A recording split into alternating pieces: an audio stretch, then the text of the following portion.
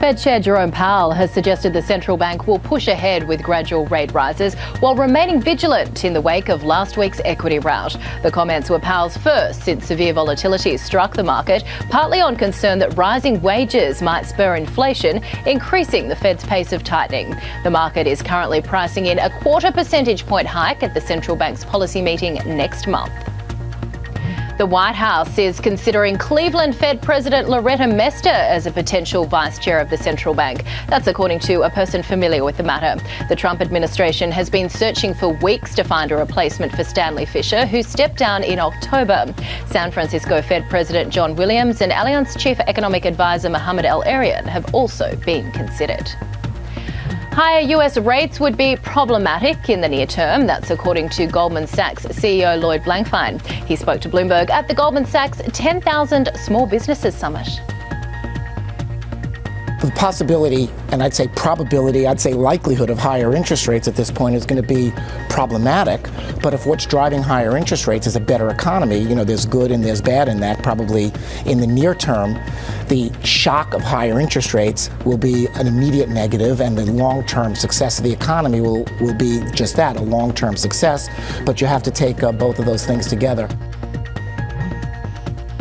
Japan's economy expanded for an 8th quarter in a row, the longest stretch since 1989, but growth fell to 0.5%, the slowest pace in 2 years. A continuation of this rate of expansion, combined with a surging yen, could quell speculation about policy normalisation at the Bank of Japan.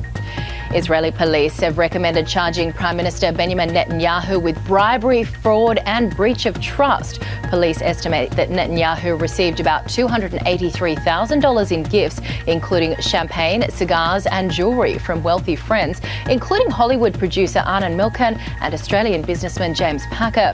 Netanyahu denies any wrongdoing and claims he's the victim of a left-wing witch hunt. If the charges are filed, it would be a first for a sitting Israeli Prime Minister. Boris Johnson kicks off a series of speeches by UK cabinet ministers today intended to heal Brexit divides in both the electorate and the ruling Conservative Party.